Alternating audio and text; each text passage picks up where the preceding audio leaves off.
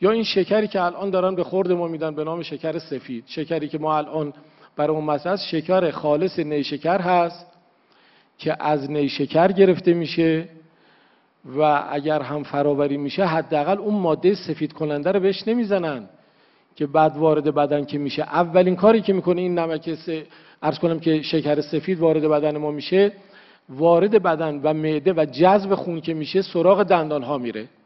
اول کلسیم دندون ها رو از بین میبره، بنابراین ما تخریب دندون ها رو داریم. خسارات متعددی بابت این قضیه به ما بابت دندان ها وارد میشه. به شیرینی ها میزنن. شیرینی های ما چی هست؟ شما ببینید در این شیرینی فروشی ها چه جنایت هایی است که رخ نمیده. از کره اون که به نام کره حیوانی که دروغ محضه، یعنی مارگارینه.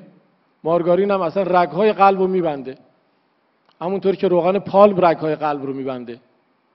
بعد حمله میکنن به روغن حیوانی یا دنبه.